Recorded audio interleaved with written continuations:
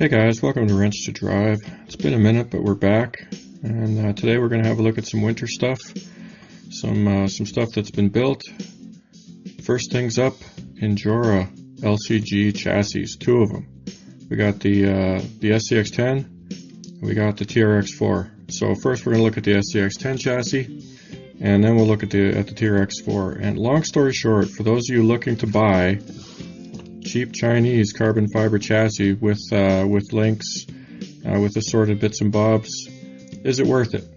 Short answer, absolutely, and I'll tell you why. And this is probably what you should use to make your decision. Rails plus links, where I live, easily $70. The whole kit, $70. It's a no-brainer. You really can't go too far wrong. And is the kit perfect? Absolutely not, and I will explain that. And that value judgment kind of goes for both of them. Like what you're getting, it's very, very difficult to go wrong. Have a look on Amazon or eBay or wherever you like to buy your RC parts where you live. See what a set of frame rails costs, see what a set of LCG links costs, and chances are this kit is going to be cheaper. Injora, the quality is always pretty good in my experience. Perfect? No. Pretty good? Yes. I haven't had anything from them that was totally useless. A few things that were a little dodgy, but nothing that was totally useless. So on to the SCX10 LCG chassis. Now you'll notice that mine here has a couple of modifications. I've got these 3D printed TPU inner fenders to keep the dirt off of the goodies, because I'm not really using this for competition. I'm just using it for crawling, and I'm running this revolver motor, so you definitely want to keep the motor out of there. You want to keep the dust out of there. I got this body mount. You definitely don't need this. I made this to sit over top of the cross braces in various orientations. Blah blah blah. You certainly don't have to do that. Got this battery tray in the back here. I like the rear battery. Obviously, plenty of people want to put everything up front, especially if they're into competition. We've got this bumper mount up front, and this TPU bumper, super durable. These are really hard to break. Works out really well in my experience. All right, on to the LCG chassis. As I mentioned, the rails are top notch.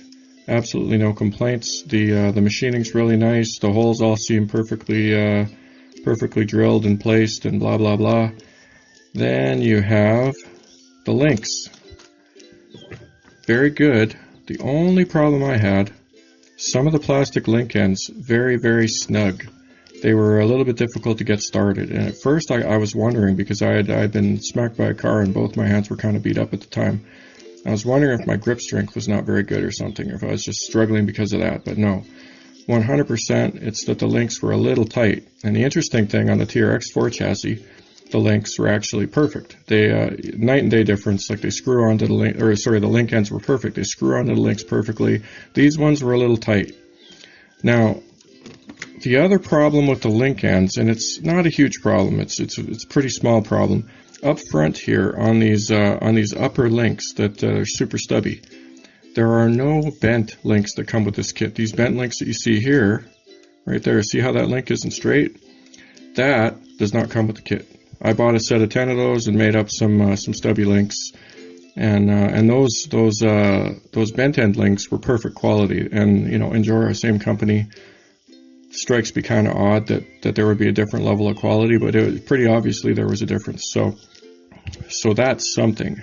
Now, the other problem with the links is, and everybody's talked about this who's built one of these chassis.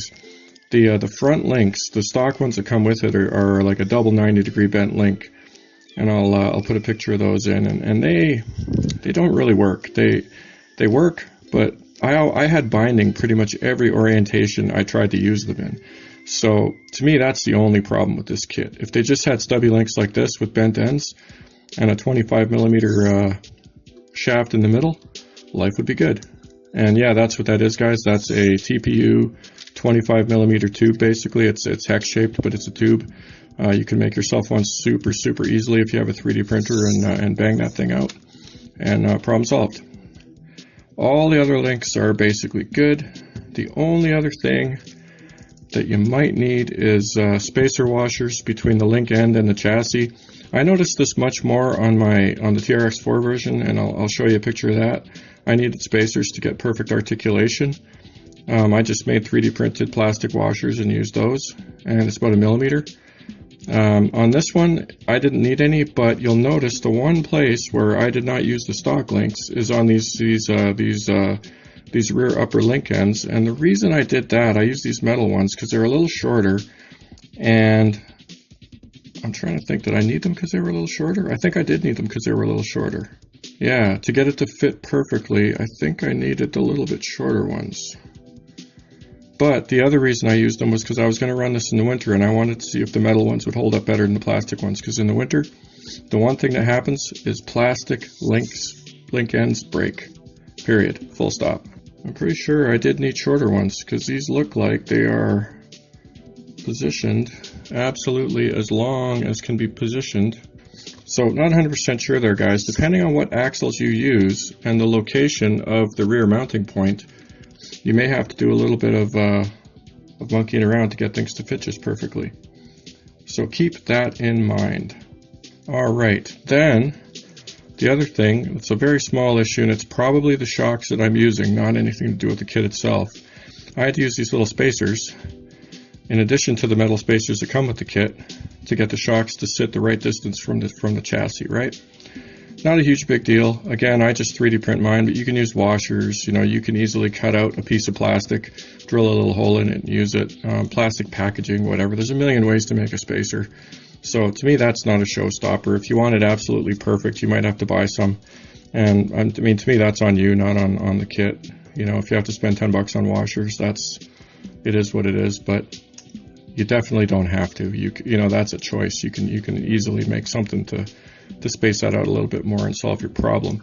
And same story on the front. I use these Injora mountain shocks. On the front. They work really good. These kind of fake metal, fake reservoir metal shocks on the back. I used them because I had them, and I thought they would work good on the back of this because they're quite soft and the spring rate's quite soft, and sure enough they do. These drive shafts are the ones that Injora sells to go with this kit. There's a little short one up front and there's a long one on the back. The one thing to keep in mind with these drive shafts is that the short one is a little finicky in that with this axle, with this length from the end of the shaft to the center of the pumpkin, this short drive shaft works perfectly. This is basically as good as it's ever going to be. Now with a plastic AR44 style axle, that shifts this shaft back quite a bit, and you're actually going to need a longer drive shaft. This one is too short. I found that out the hard way because I tried a plastic set of axles on this thing briefly, and I had to use a different drive shaft. So keep that in mind. Definitely have a look at the axles that you want to use and make sure that you are using or you are ordering the correct drive shaft, or a drive shaft that will work for you.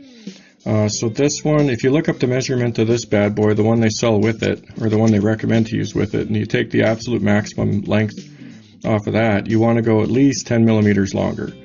And to me, if you go with a longer drive shaft, you can always cut it.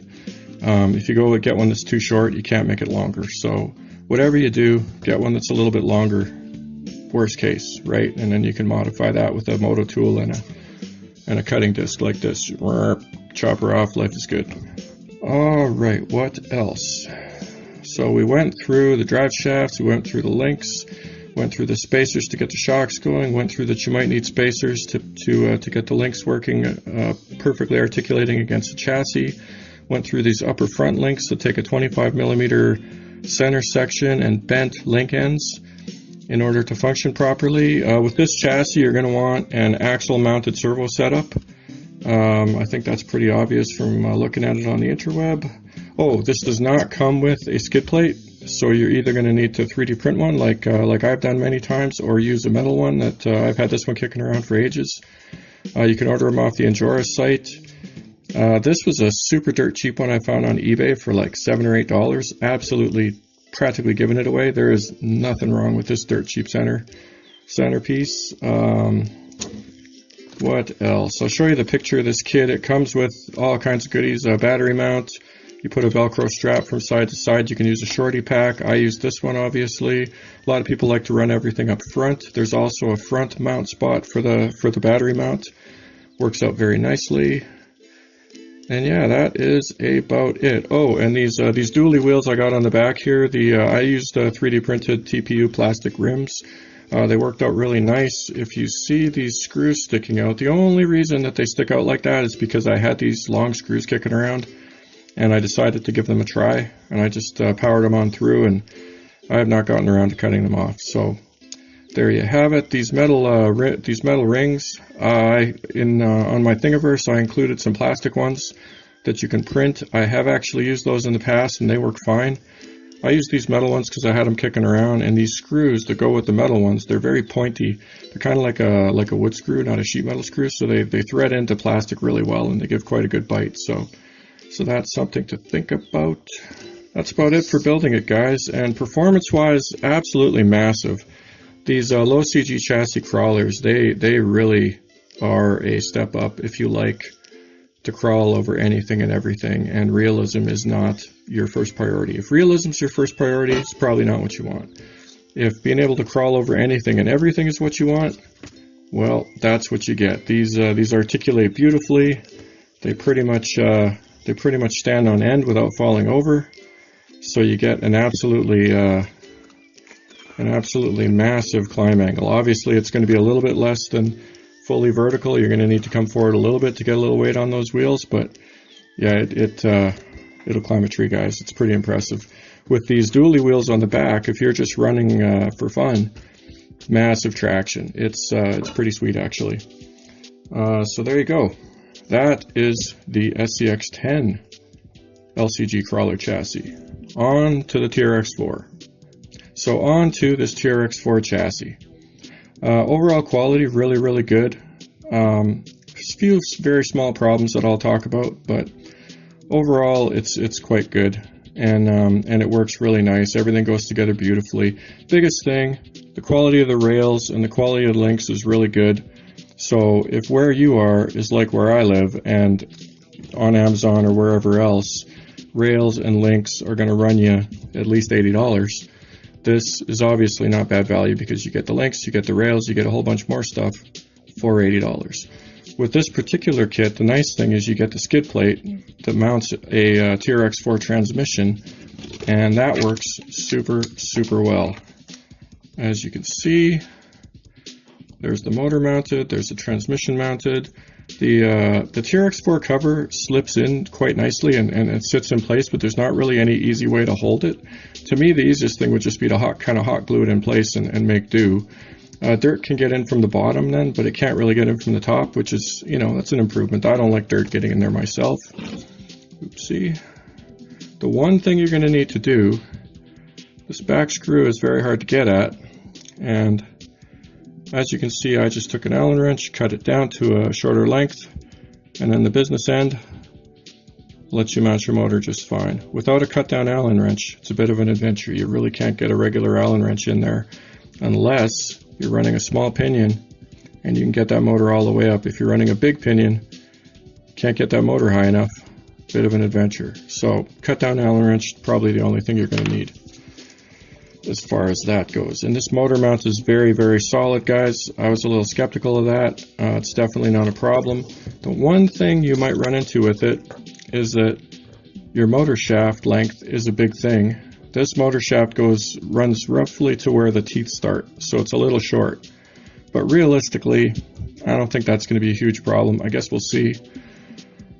But that's the one thing you have to think about. If you got a motor with a short shaft, they vary from motor to motor. I'm trying to remember what it came with. I have a motor that came with a car that has a really, really short shaft, and I also have a motor that came with a car that's got a really long shaft.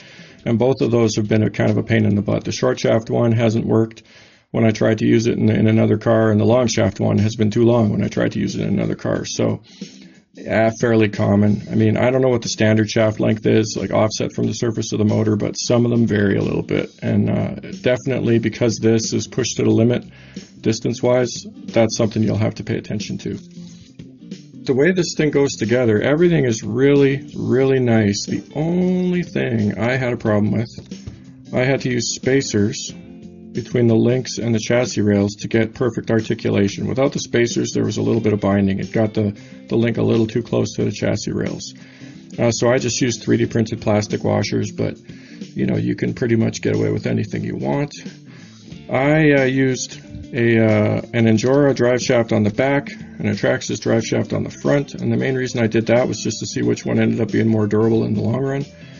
My Injora drive shaft seems to be perfect. One thing you see is the one level of complaint is that apparently these locking rings sometimes come loose. And I checked mine, they're very, very snug. So I don't think I really need to do anything, but because some people have talked about these rings sliding back and then the pin that holds the business end in place falls out, you might want to use some rubber cement or a semi-permanent type of glue around the end here a little bit, just to keep that ring from sliding, especially if you get one that happens to be loose. My bet is that if you got a loose one, there's probably supposed to be an O-ring in there. I didn't slide it back all the way, I just slid it back part way because these were actually quite, you can see that's quite snug. And I don't want to lose that pin, so I'm going to slide it back. But it feels like there's an O-ring in there, and I'm pretty sure that's what they use. So there you go, that's something you want to pay attention to. Washers.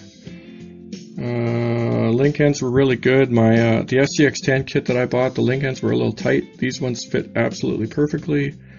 No complaints there. They seem to be a nice nylon type plastic, so they should be pretty durable.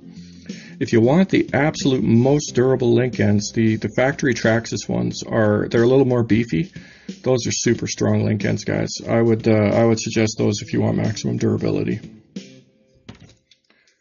All right. Oh, the other thing I had to do, relatively small issue, but an issue nonetheless, with this front-mounted servo setup that I'm running. This is a 3D printed one that I did up, and I think the positioning is a little off. It's dead center, which I don't think is the way it's supposed to be.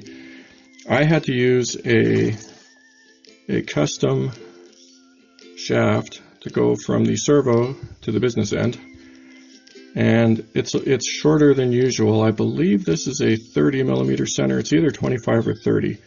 Can't remember off the top of my head. I'll try to make a note if I got that wrong. I'm going to say 25. If I got it wrong, I'll stick a note in the video and fix that. Everything else works perfectly. The kit does not come with a panhard bar link, so you're going to need to take the one out of your Traxxas. All the other links come with the kit, and it goes together very, very nicely. What else? The battery mount attaches to the transmission, much like the Traxxas one does. There is no rear support. So you probably want to run a smaller battery, not a bigger battery, but I mean, it's carbon fiber, screws, nylon transmission housing. It's probably okay, but I mean, the more you abuse your car, the more load there's going to be if you crash with a big battery on there. Also, with the cross shaft across the shock points, depending on how long a battery you want to run, with this setup with the shocks all the way forward the way I have them, a big battery will not fit. Right, I got them all the way forward. You're going to need to move them back or not have the center bar if you want to run a big battery, like a 5,000 milliamp hour standard one. The only problem I had with this kit quality-wise was actually the crossbars.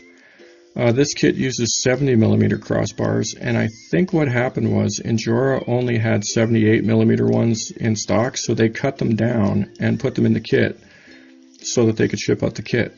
Now the problem is that the cut down end only has threads a little ways in, so you can't thread in the shock screw all the way, so they actually don't work. I had these 70mm ones that came with the SCX10 kit, which I used. So problem solved for me, not ideal for everybody else, but you can easily put a nut on the inside instead of the crossbar, put the crossbar somewhere else, cut down the screw, whatever. It could be made to work, it's just not ideal. Again, I'm pretty sure what happened was that Injora didn't have the right one in stock, so they cut down some of the longer ones and didn't pay enough attention. You know, it is what it is. It's kind of that kind of stuff happens in China from time to time. So that's where my money lies on the scenario. I made these 3D printed posts. Why did I do that? There was a reason. It comes with body mounts. They work. I do not remember. Okay, anyways, kit's really good, quality's decent, not perfect. Bottom line, I have a hard time imagining that the links and the chassis rails are not going to be good, and as I mentioned, where I live, it's very hard to find even links and chassis rails for less than the price of this kit. So even with a few little glitches, I think it's still worth the money. That being said, in my experience, Injora quality is pretty good, so I wouldn't expect to be having too many problems. And I would think that coming out of COVID, this is probably the most likely time that you're going to actually see problems.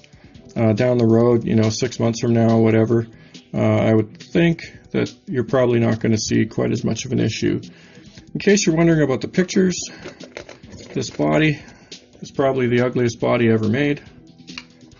I 3D printed it up. It's made out of TPU. It is a quick and dirty design job. I just kind of wanted to try it out. Ugly as hell. A little bit wonky. It's super durable though. I mean, this thing, TPU is really tough. You're definitely not going to be able to break it, so yeah, it should be good for a laugh or two. And that is it. That is all I can think of. So both of these kits, really good. I give them, I'd say I give the TRX4 one that I got a 3.5 out of 5, just because those crossbars were, not functional. Like they were subpar even by Chinese standards. But that's probably being a little harsh. 4 is probably a little more fair, but I mean, some people get upset very, very easily. So I'm gonna say 3.5. The SCX10 kit, I give a solid 4, maybe even a 4.5. It's really good. Not too much to complain about. Those link ends being a little off, they're 100% usable. And just one small note: if you do have that problem and you have to drill them out, be very, very careful. It's easy to get a little too frisky if you try to drill them to be a little bit bigger. It's easy to wreck them. So be cautious if you do that. But like I said, mine were usable. They were just a bit of an adventure. You needed some good grip strength to get them to thread. They did not break though, and I have seen some that actually split. So some cheapo, super dirt cheap Chinese link ends that you literally would thread a rod in, and if you got a little too excited, the link end would split, which these do not do. So that's it for this time on Wrench to Drive. Two carbon fiber low CG chassis that are both, in my opinion, pretty good. We'll see you next time on Wrench to Drive, where we ask the eternal question: do you drive to wrench, or do you wrench to drive?